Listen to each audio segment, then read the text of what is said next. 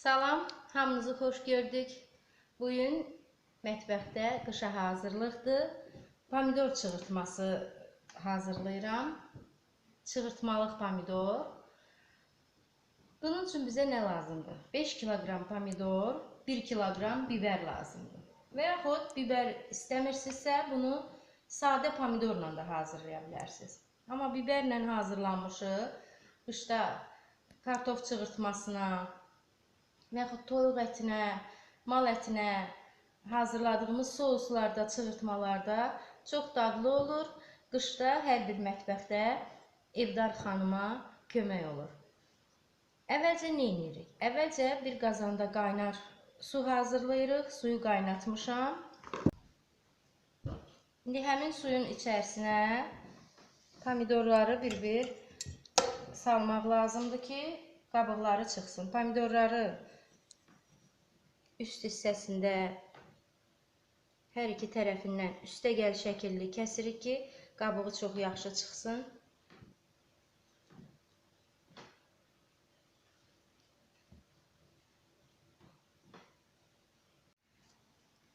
Pomidorları 2-3 dəqiqə qaynar suyun içərisində saxlayıb, yığırıq. Biraz soyudu, qabığını soymağa başlayırıq. Bunu soyuq suyun altına da tutmaq olar, yəni üzərindən soyuq suda keçirmək olar. Qabığı çox rahat çıxır. Hamısının bir-bir qabığını soyub yığırıq.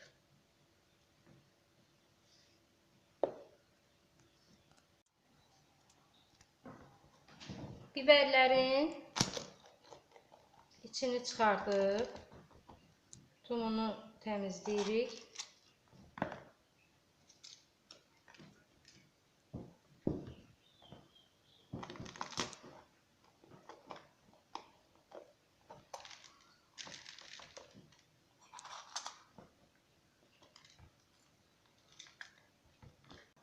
Biberləri xırda-xırda doğrayırıq.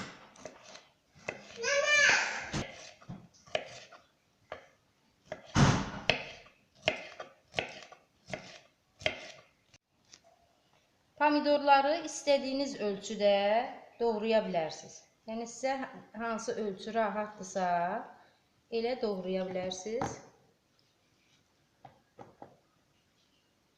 Mən belə doğrayıram.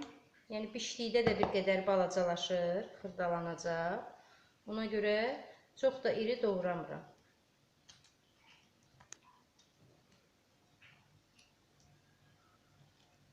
Doğradığımız biberləri pomidorun üzərinə əlavə edirik və vam odun üzərində bişməyə qoyuruq. Zövqə görə mən indi doğramışam 1 ədəd acı biberdir. Bunu da əlavə edirik. Xoşlayanlar 2 də vura bilər. Yəni acılı xoşlayan. Və duzunu əlavə edib qatırıq. O indi pomidorun suyunda bişib qaynamağa başlayacaq.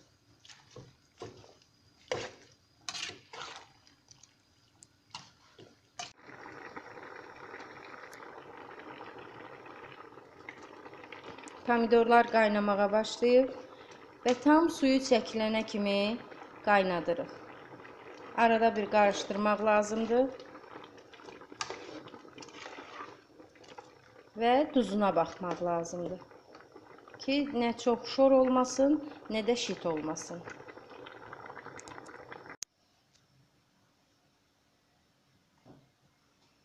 Artıq bişib hazırdır. Qatılığını görə bilərsiniz. Suyunu çəkib, artıq suyunu bir qədər də qaynasa, bəlkə tomat forması ala bilər. Amma ən yaxşısı biraz sulu saxlamaqdır ki, soslara, ət çığırtmalarına vurduqda pomidorun öz soku da yeməyə qatılır. İndi artıq bankalarımı da yuyub qurutmuşam. Bankalara yığırıq.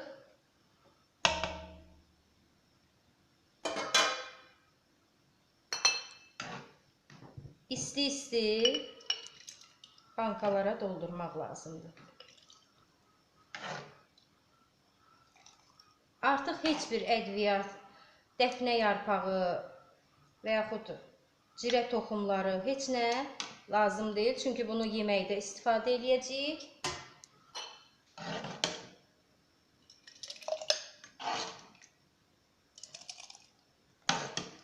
Soyumamış, elə isti-isti bankalara doldurmaq lazımdır. Artıq hazırladığımız pomidorları bankalara yığdım. Mənim 4 banka və bir də belə bankada yarım pomidorum çıxdı. Onu kənara qoyuram, elə-belə istifadə üçün. Bunları isə indi sobanın listinə qoyub, qapaqlarını bağlamıram. Boş şəkildə, belə açıq, hamısının açıq ağzını qoyuram belə. Sobada indi 10-15 dəqiqə qaynadacağım. Bankaları sobada 200 dərəcədə qaynamağa qoyuruq. Bankalar artıq qaynamağa başlayıb. İndi sobadan götürürük. Bir qədər havası çıxdıqdan sonra isti-isti bankaların qapaqlarını möhkəm sıxırıq.